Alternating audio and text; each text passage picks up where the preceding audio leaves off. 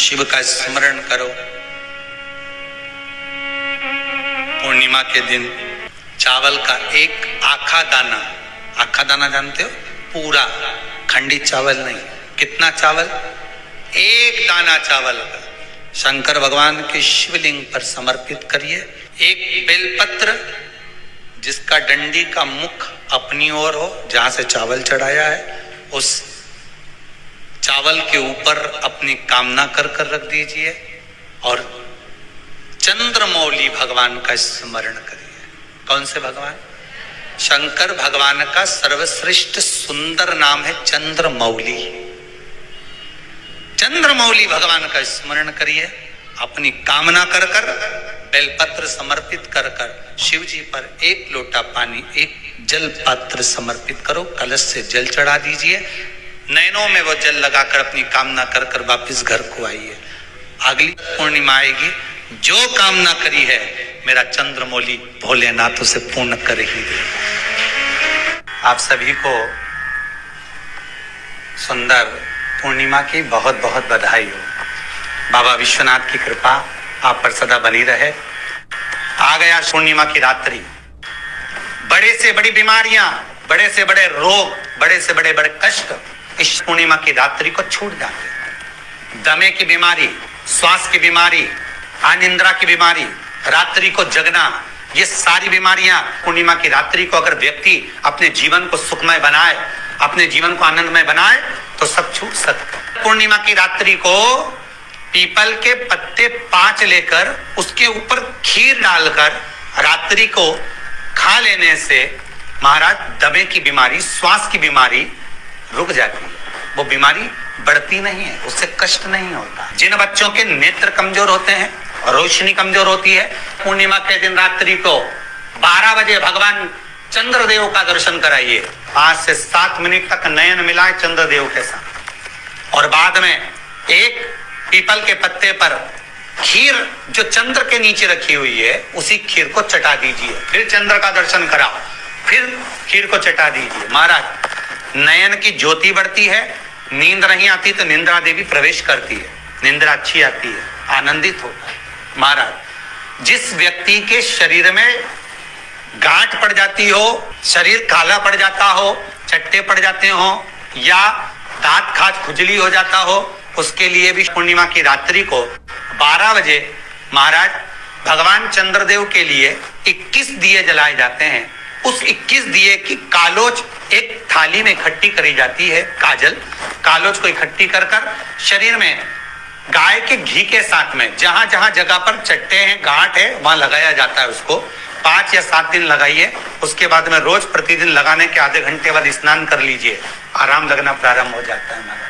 आज पूर्णिमा की रात्रि से लेकर कार्तिक पूर्णिमा की रात्रि के बीच में जो दामोदर भगवान का, कृष्ण का, शिव का मंगल आनंद करेगा, अभिषेक करेगा, पूजन करेगा, स्मरण करेगा, उसके सारे दुख दरिद्र दूर हो जाएंगे।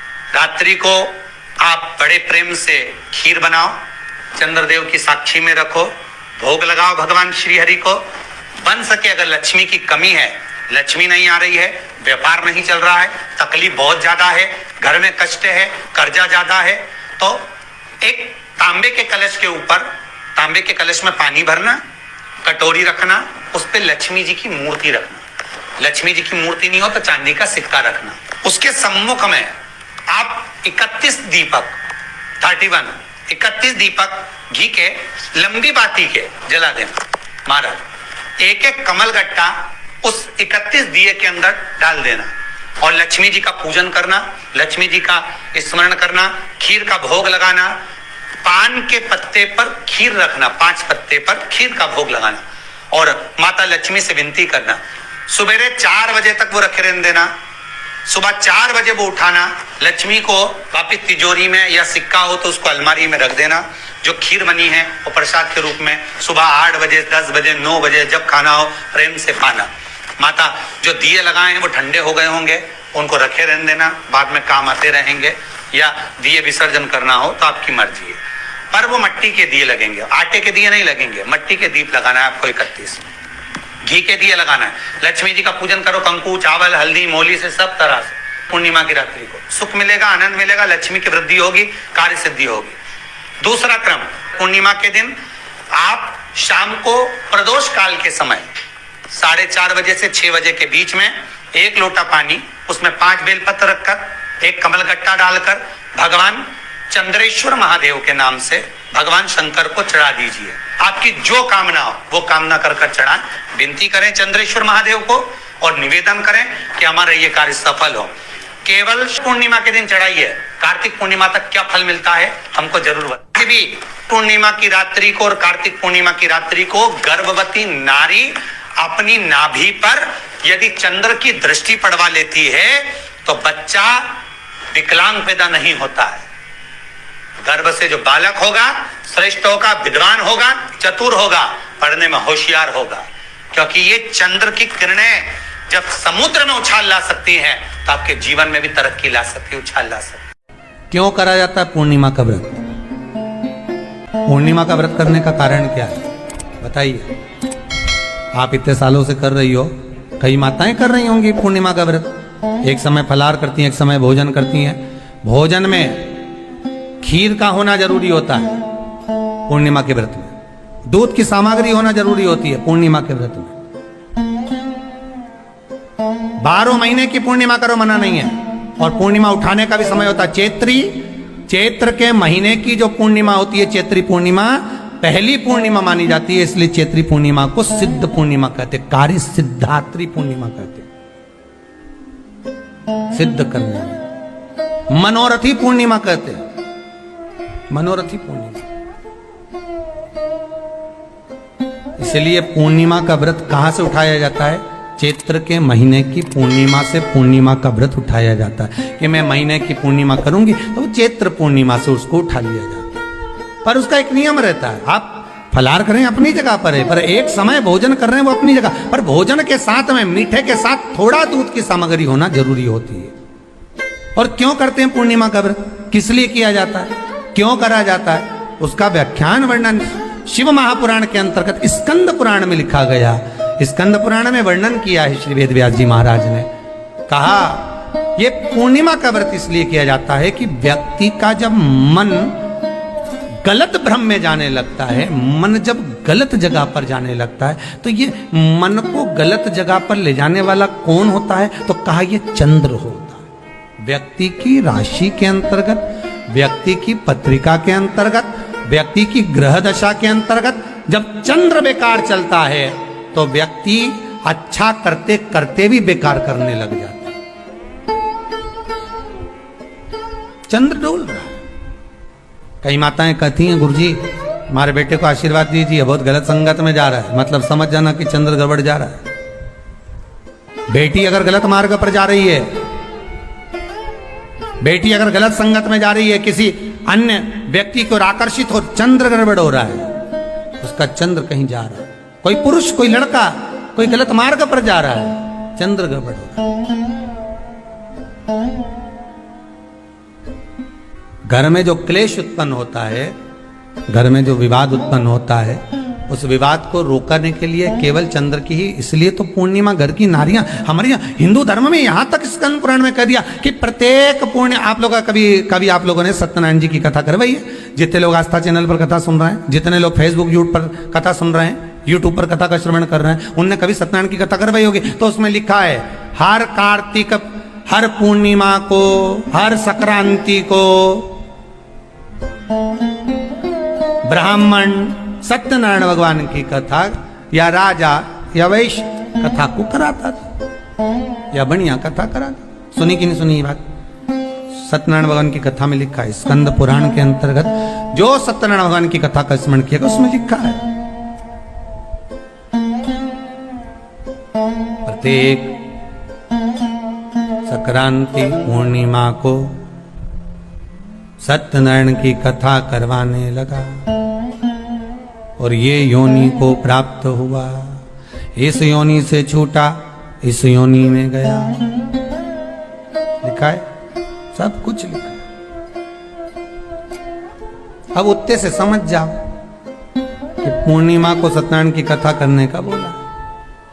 तो पूर्णिमा कोई सत्यनारायण की कथा का क्यों बोला? वैसे तो रोज कराओ सत्यनारायण जी की कथा, प्रतिदिन कराओ, मना नहीं है। आप क्या कोई विशेष फंक्शन है आप सत्यनारायण जी की कथा करवा, पर पूर्णिमा संक्रांति को और संक्रांति को पूर्णिमा को सत्यनारायण की कथा का स्मरण क्यों करवाया गया? क्योंकि पूर्णिमा के दिन अगर ये भगवान का व्रत रख लेगी, पूर्णिमा के दिन अगर ये खीर का प्रसाद बना लेगी, थोड़ा सा दूध की कोई सामग्री बना लेगी और भगवान को भोग लगा देगी, भले सत्यनारायण भगवान के भाव से बनाए, भले सत्यनारायण जी के निमित्तार्थ बना, पर अगर इसने सत्यनारायण भगवान के निमित्त से बना, पर पूर्णिमा के दिन अगर ये व्रत रखेगी, उपवास रखेगी या कोई सामग्री बनाकर भगवान की पूजन कर लेगी, तो इसके घर में जो अशांति है वो शांति में बदल जाएगी। इसलिए कई घरों में आज भी सत्यनारायण भगवान की पूजन हर पूर्णिमा को करती है। माता किताब लेके बैठ जाती है, तुरंत तुरंत उन्हें ऑफिस जाना, कहीं काम पे जाना, और तुरंत तुरंत उसने जल्दी जल्दी कलश रखा, कलश नहीं भी रखे तो भगवान की पूजन कर को रखे,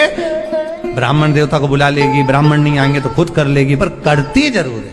इतना सा आटा सेक लेगी, पंजेरी बनाई, सीरा बनाई, मिठाई रख दो, कुछ भी करेगी पर सत्यनारायण की कथा कर ले, उसका मन लग गया उसमें। मतलब पूर्णिमा को करना है, उसको करने से क्या होता है? शांति रहती, शीतलता रहती।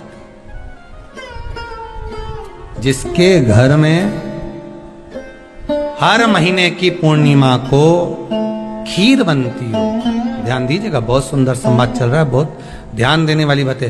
प्रत्येक महीने की पूर्णिमा को जिसके घर में दूध की सामग्री बनती हो, दूध की सामग्री तैयार होती हो, खीर प्रसाद तैयार होता हो, उसके घर में कभी क्लेश नहीं हो सकता। चाहे सास बहू एक दूसरे के सामने वो कहे ना, वो सांप और नेवले की लड़ाई क्यों ना, फिर भी शांति हो जाती है।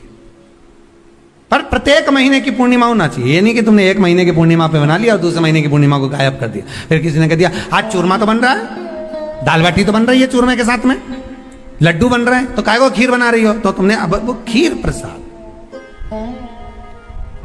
महापुराण की कथा कहती है, महाराज पूर्णिमा का जो चंद्र है वो विशाल का है, और उस चंद्र की पूर्णता में हमारी अभिलाषाएं भी पूर्ण हो। आप आस्था चैनल के माध्यम से जितने लोग कथा सुन रहे हैं, फेसबुक यूट्यूब पर जितने कथा सुन रहे हैं, और कुबेरेश्वर धाम में जितने कथा सुन रहे हैं, आप में से कितने लोग हैं जो पूर्णिमा का व्रत करते हैं? जो माताएं करती हो जरा हाथ उठाइए। पूर्णिमा का व्रत जो करते हो ना आप लोग, रखिए। अब पूर्णिमा के व्रत में आपने कई बार किताब पढ़ी होगी पूर्णिमा की, या आपने व्रत किया होगा, या पूर्णिमा का व्रत आप धारण करे होगे, तो उसमें पूजन कौन से भगवान की होती है? पूर्णिमा के व्रत में किस भगवान की पूजन होती है? तो कहा पूर्णिमा के व्रत में केले के खंभ लगाकर पूर्णिमा का जो अध्यापन होता है, पूर्णिमा की जो पूजन होती है, उस पूजन में शंकर और पार्वती की पूजन की जाती, शिव और नारायण की पूजन करी जाती, शंकर और पार्वती का स्मरण किया जाता। किसकी पूजन होती है? शिव पार्वती।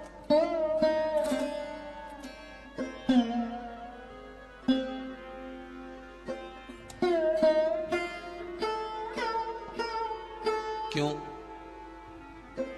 शंकर और पार्वती का पूजन क्यों करा जाता है पूर्णिमा के व्रत में? क्योंकि शिव और माता पार्वती ही केवल एक ऐसे हैं जिन्होंने अपूर्ण लक्ष्मी को भी पूर्ण बना दिया था। किसको पूर्ण बनाया है? लक्ष्मी। शरद पूर्णिमा के दिन अगर आप शंकर भगवान को एक लोटा पानी अगर शिव को समर्पित कर रहे हो, श्वेत पुष्प को रखकर शंकर जी के ऊपर सफेद फूल को चढ़ाकर अगर एक लोटा जल भी, एक पात्र जल भी शंकर को समर्पित कर रहे हो, तो ये लक्ष्मी के लिए ही तो कर रहे हो। और कौन सी लक्ष्मी? पूर्ण लक्ष्मी। पूर्ण लक्ष्मी। आपको पहले भी कथा में कहा, एक बार भगवान विष्णु के सामने लक्ष्मी मैया ने बहुत तेज स्वर में कह दिया था, नारायण, दुनिया के लोग आपका नाम जपते हैं, दुनिया के लोग नारायण नारायण कहते हैं, दुनिया के लोग आपका भजन करते हैं, पर सत्य मायने में कहूं ना तो मेरे बिना दुनिया के लोगों की नहीं चल सकती, मेरे बिना दुनिया नहीं चल सकती, संसार मेरे बिना नहीं चल सकता। भगवान विष्णु ने कहा ये तो गलत है लक्ष्मी आपका कहना। एक दिन लक्ष्मी को अहंकार आ गया, अहंकार के संबोधन जब माता लक्ष्मी करने लगी तो भगवान उसी समय पर भगवान विष्णु को क्रोध आ गया और भगवान विष्णु ने कह दिया लक्ष्मी तू इतनी बड़ी बड़ी बात कहती है कि तेरे बिना नहीं रह सकती संसार। मैं तुझे कहता हूं लक्ष्मी तू अपूर्ण है, तू अपूर्ण है, तू पूर्ण कब हो गई?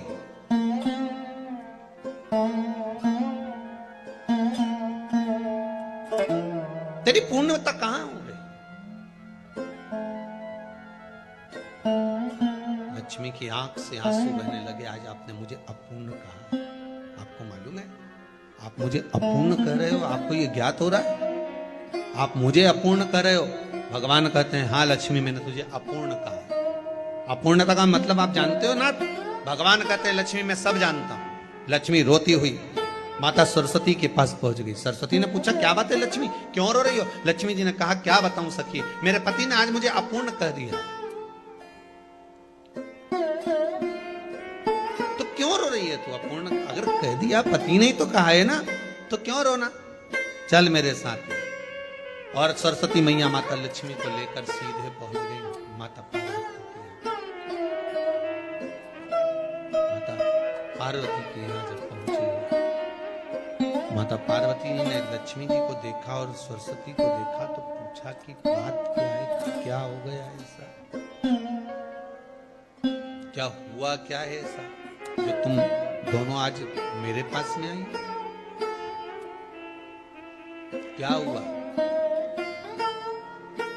पार्वती जी कुछ बोलती, शिव जी का ध्यान माता सरस्वती की ओर और लक्ष्मी की ओर गया और भगवान शंकर जान गए कि आज भगवान नारायण ने लक्ष्मी जी को अपूर्ण कहा है।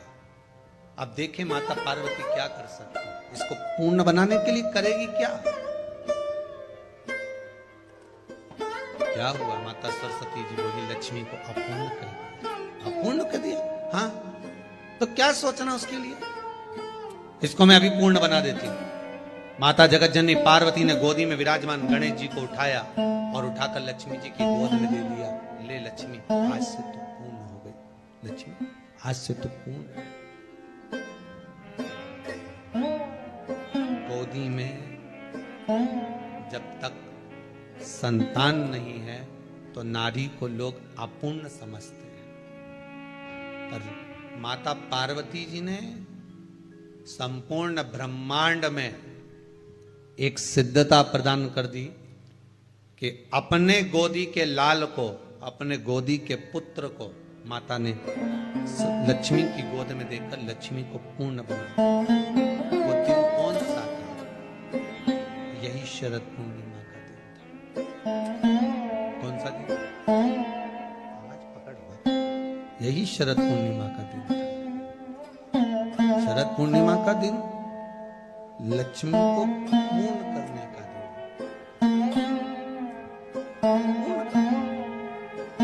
केवल अमृत ही नहीं बरसता, शरद पूर्णिमा के दिन लक्ष्मी भी बरसती। लक्ष्मी पूर्णिमा के कितने व्रत होते हैं?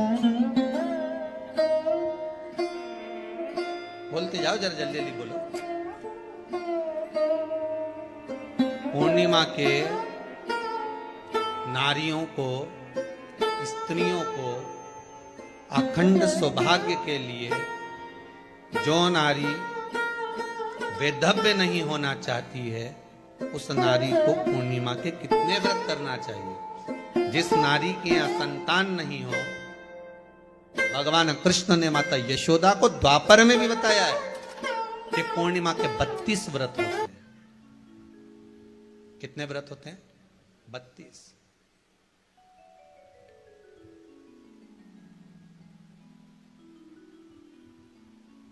स्वयं भगवान कृष्ण यशोदा रानी को, माता यशोदा जी को भी बता रहे हैं 32 व्रत। अब आपको किसी ने बता दिया होगा कि 8 कर लो, 7 कर लो, 6 कर लो, 12 कर लो, इसलिए आपने बोला कि 12 कर लीजिए, 32 कर लीजिए। अरे यहां तो द्वापर की कथा भी कहती है। यशोदा जी ने एक बार भगवान कृष्ण को रोक कर कह दिया, ए कन्हैया रुको। कन्हैया बोले बोलो मां क्या बात है? कन्हैया जरा रुकिए, इधर आओ जरा। भगवान कृष्ण आए। हाँ मां बोलिए, किस जगह का प्रसंग है ये? जिस समय पर राधा रानी कुरुक्षेत्र में नंद बाबा और यशोदा जी को लेकर कुरुक्षेत्र के कुंड में ब्रह्म सरोवर में स्नान कराने के लिए लेकर जाती है, ग्रहण का समय पर। और जब भगवान कृष्ण उस कुरुक्षेत्र के उस सरोवर में स्नान करने आते हैं, तब यशोदा जी ने अपने लाला से प्रश्न किया है, पूछा है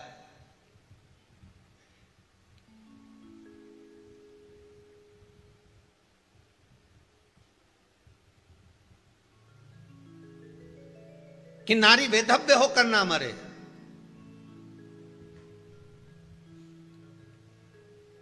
उसका पति